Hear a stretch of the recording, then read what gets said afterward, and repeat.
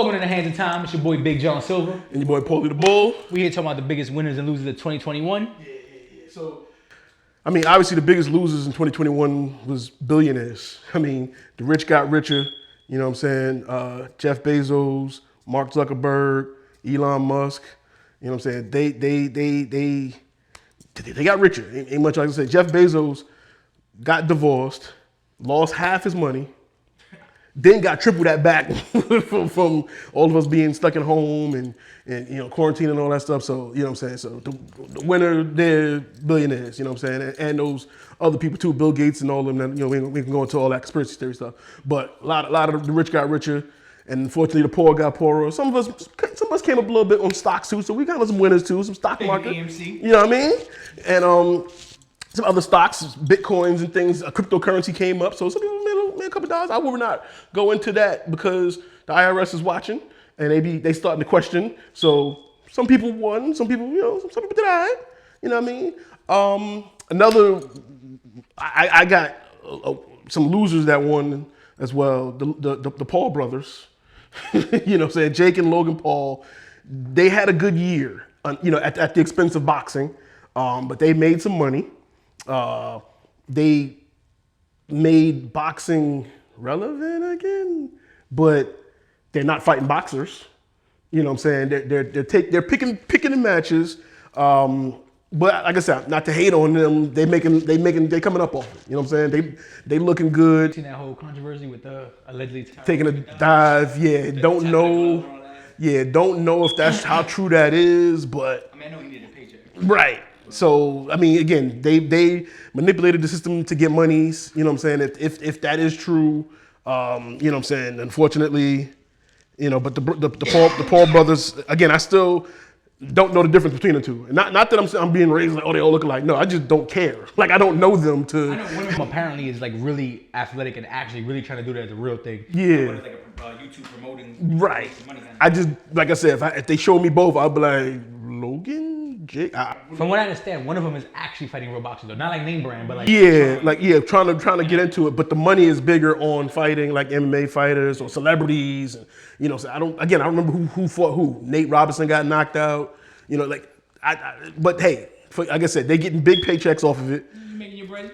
Right. And, you know what I'm saying? And like I said, it's at the expense of boxing. So boxing is now a joke. Nobody really cares about. I mean, the boxing was already falling off. We've had a conversation before how MMA was, you know, kind of taking boxing's thunder, and this took the thunder of boxing completely. Like the Paul brothers and, you know what I'm saying, fights on Triller and things like that kind of took the shine from boxing, you know, pay-per-views and things totally. So the Paul brothers, winners, boxing itself, losers. You know what I'm saying? Boxing promoters and things like that. I think even, what's your man name? Oscar De La Hoya was thinking about coming back to boxing. But he's gonna wear the fishnets. So, I mean, it's, you know. So it's gonna be OnlyFans or it's gonna be a Triller? I don't know. And then other than that, like I said, I also want to say, you know, some big winners I know, some people that started their own businesses and things this year. Some friends I know that got some things going on. You know, some people incorporated their names, LLCs, and got businesses and things happening. So I want to shout out to all my peoples that's doing some things. You know what I'm saying? And they've been on the channel, so you've seen them promote their stuff and all that. I don't want to go into it right now because too many remember. I don't want to mess up their names and stuff. But they doing. I know some people that's doing some big things. I'm not taking credit for it, even though I was first. But I'm just happy to see everybody winning. You know what I'm saying? See all my people shining. We all, like I said, we all in this together. I answer questions and talk to people, whoever, when, you know, because I've done it and I'm still learning myself. So I don't think like I said, I'm not bragging. I'm not boasting. I'm happy to see the whole team winning. You know what I'm saying? One of these days, we're going to get John back on Unpopular Opinion to do some things because people keep asking me about his opinion on some stuff. So one of these days, we'll get him back on there. But the channel myself, you know, still growing as well. Just got the website launched this year, so I'm a winner too. You know what I'm saying? Merchandise is on there too. We sold out right now, but more is coming. All the episodes is on there. Check the website out. It's way more convenient than going to YouTube and getting caught up in other stuff. It's just my network, just my stuff there. When you want to find whatever, it's right there. Holla. And I'm working on it. I'm gonna make it better, make it a little, you know, even more efficient to work through and stuff like that. But Who you got? What you got? Winners and losers. Winners. I mean, I ain't hear you doing no losers yet. So I mean, I did the contrast. Like I said, the Logan brothers, boxing was losing. You know, the rich people was getting richer, the poor was poor. So I did contrast of both. So I got a few winners. No in particular order. One of the things I was proud to see, Mr. Ice Cube chose his principles over money. Turned down $9 million because he didn't believe in getting vaccinated. He wanted to get the shot. I respect it. I don't care whether you pro-vax, anti-vax. That don't bother me. You can do what you want. Whatever makes you happy. But anyone who's willing to turn down the dollar, which has been so powerful throughout history in general, I respect that. I always loved Ice Cube for his music and for his movies. I actually enjoy his movies. So that's a big win for me, seeing someone turn down money. Also, I can't pronounce her name, but girl from Black Panther willing to hold things up. Letitia Wright. Yeah, willing to hold things up for because her own beliefs, anything like that, especially in media, especially when it's a big, powerful thing like this, it's important because a lot of people are just giving it for the easy dollar, and so I do give shout out to that. I do appreciate that. Also, as far as winners go, I did actually want to thank this man right here. I know he shouts out everybody else, he does support for everybody else, but I've watched since the beginning that he talked about his dream, what he want to do, how he want to pursue it. I watched it grow, and now he got the website, he got the shirts, he got the hats. It's sold out because the shit is hot. That's amazing. That's beautiful. It's a pleasure to see. That's what I'm talking about, brother. Thank you, brother. Thank you. Now, in a mix of winners and losers, kind of like what you did, I got Mr. Kanye West. Lost because terrible album. Lost because Pete Davidson's fucking your girl. I don't think it was terrible, but yeah, it is bad to lose a girl to Pete Davidson. Pete Davidson's fucking your girl. Pete Davidson, a weird looking dude, but that's Crohn's disease. But in general, the blonde hair, the things he added to himself that wasn't part of that. His tattoos are all weird and fucking dysfunctional. But we're not Crohn's disease shaming. Definitely not. It's everything else. But to lose, come on. But at the same time, winning because fucking billionaire, put it on the map, bought a house right across the street. I don't know if it was out of pettiness or just because he wants to see his kids. I'm for it either way. So I do give him a shout out for that. So he's a winner and loser. Now to dip into the losers though, I do agree. The Paul brothers are winners for the money they made. But I think not only boxing, I actually think MMA is a loser on this too. Yeah. Because what happens is, people who don't understand the sports of MMA, if you have a boxer fight an MMA fighter who's not a striker, and even if they're a striker, they're not meant to box. Even the top strikers in UFC, I admit it all the time, they're not meant to be in a ring with just gloves. That's not their intentions. Even the ones who train in boxing, they're not boxers. It's way different. Striking is different because you're setting up for the kick or the elbow, and it's not just boxing. It's not just pugilism. So joking wise in arguments, I've always said one trick pony thing like that for boxing. But anyone who knows me personally knows I respect boxing. I love boxing. I grew up on boxing. So it's a big loss for both. It's a loss to see these people go, and it makes it feel like anyone could do it. Not realizing that they're not fighting the cream of the crop. He's not fighting Canelo Alvarez. He's not fighting the cream of the crop. He's fighting cans, and the MMA fighters he's fighting, as much as I love MMA, he's fighting Ben Askren, who's a wrestler, not a striker. Right. So that didn't even make any sense to me when that was announced. And then he fought Tyron Woodley, who, in my opinion, is washed up. And he was a wrestler. He was not a striker. He had a few good knockouts because he does have explosive power, but he wasn't a striker. So you're embarrassing it. You're embarrassing both sports. I feel if you're gonna, even now there's talk of Tyson Fury fighting Francis Ngannou, which, again, I still see Tyson Fury winning that in a boxing match, even if they use UFC gloves, because they're boxing. And Francis, literally you're fighting Deontay Wilder all over again. He's a powerful dude, but the precision is not going to be there. It's not the same. So I say things are a waste of time. But anyway, I think MMA and boxing both took a big loss this year. And one of the Paul brothers called out Dana White. He was like, he does coke or some shit. Well, no, but he said pay your fighters more money, and then I'll fight them or something like that. He said he'll give away his money or something to call out, because Dana White kind of has a chokehold on MMA. He's the only promoter. It's not like boxing where it is so-and-so production, so-and-so production, so-and-so. It's just Dana White, and that's it. So he said if he paid them more, then he would get involved and make them some money too or something he said. But yeah, I honestly, I've always looked at it. I never understood the fighter scale, because compared to boxing, back in the day when they didn't do numbers, I got it. But now they do numbers, and actually, except for Mayweather, most of their events outsell regular boxing events without a doubt. It's the Mayweather ones that they can't touch, which it's Mayweather. I understand that, but I never understood the fighter scale thing. But I did see you call him out on that, and then it was like, oh, if you could show me positive tests 2 years in a row, no performance after drugs. But it's still, to me, it's an embarrassment to the sport. And I believe, what's his name? Fucking ESPN. Fucking oh my God, Stephen Stephen A. Smith. A. Smith, he called it out perfectly. He was like, what you're doing is you're fooling the public because you're not fighting boxers. And you're not fighting top tier boxers on top of that.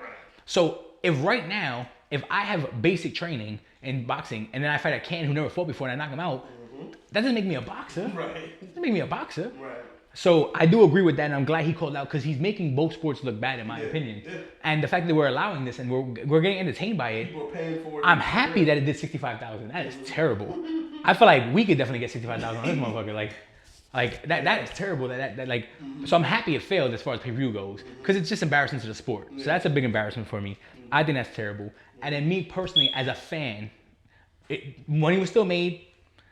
Business it still worked, but as a fan, I was not happy with the digital stream movie theater shit. Oh, So HBO Max. movie theaters, I think took a big L this year. Yes, for And the sure. film industry in general, I think took a big L this year. Yeah, absolutely. Certain movies made money. Obviously, Spider-Man did crazy numbers, but that's also towards the end of the pandemic where things were back open up again. True. But to I want the movie theater experience. I'm a big fan of the movie theater. I still buy movies. In fact, I pre-ordered Spider-Man No Way Home Steelbook, and I'm waiting for it the minute it comes out on launch. I still buy movies. I still buy fucking CDs when they come out, as long as the artwork's dope. Right. So yeah, I mean CDs. I got Apple Music, but if the artwork's dope or if it's an artist I really support, I'll buy their music.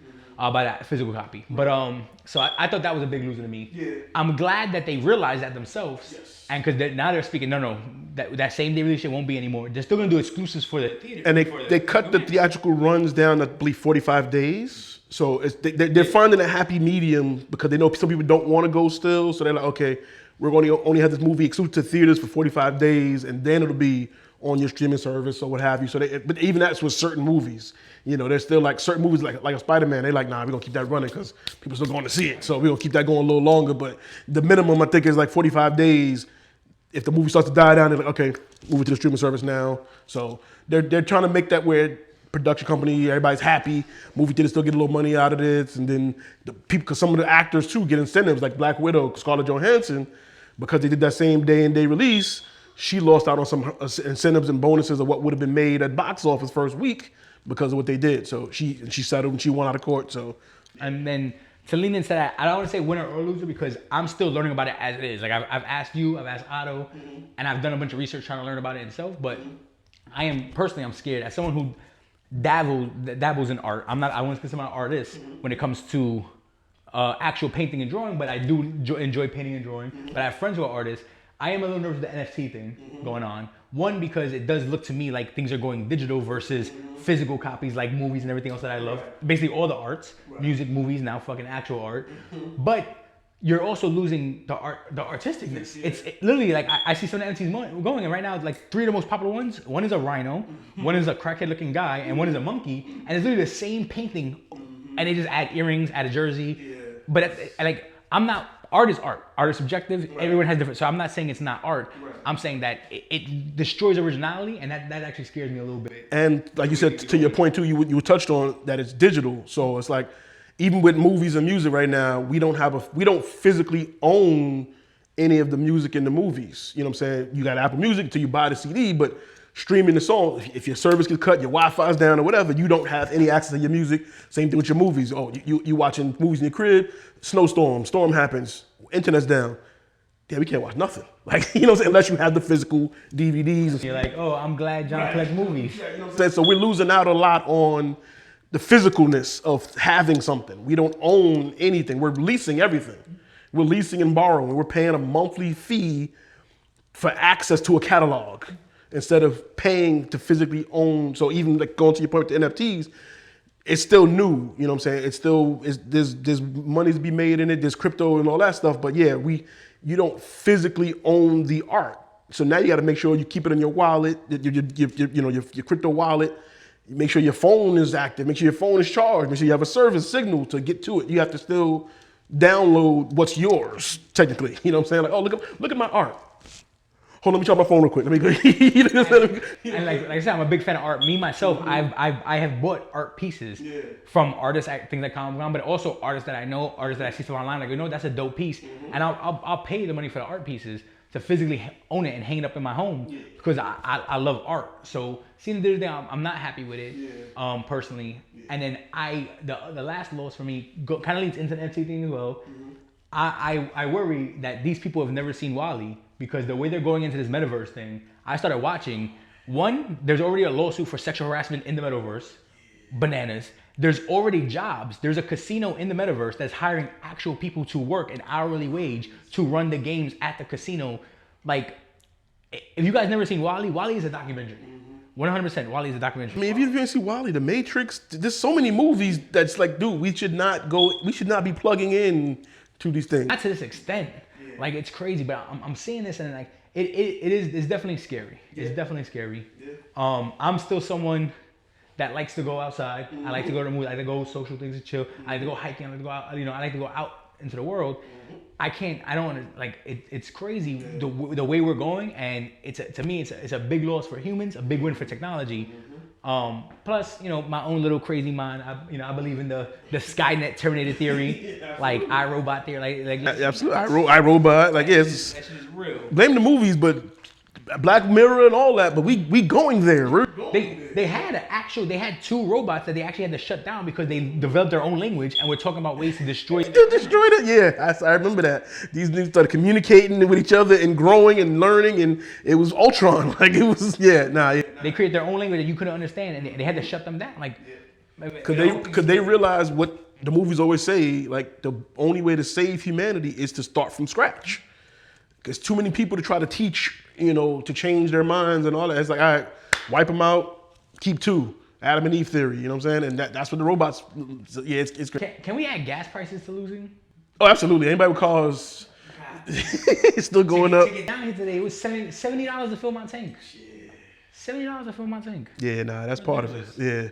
But comment below, let us know who you think was big winners of 2021, big losers of 2021, how you feel about what we spoke on. Maybe you might be a fan of the NFTs and a lot of, the digital direction everything is going. Let us know. Maybe you can prove us wrong. I'm willing to, you can teach me, tell me about it. I have no problem with you making your money off NFTs, but I just don't see where it doesn't lead to the destruction of what we know as art. Right. It's already going that way with everything digital, but I want physical stuff. I prefer physical. Anything of value, I feel, should be physically tangible.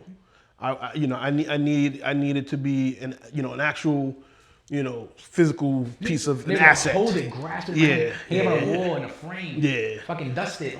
Yeah. I switch phones. We switch phones every year. Most people switch phones the new iPhone, they upgrade to the next one. Now you gotta make sure you download your digital wallet, make sure your passwords and da-da-da. Yeah, I don't like that. And you know how it works? When an update comes out, all of a sudden your NFT is not available because of the processor you use. Yeah. It's not compatible with this phone and that. Yeah. But like I said, let us know what y'all think, and we'll see y'all on the next one. Peace.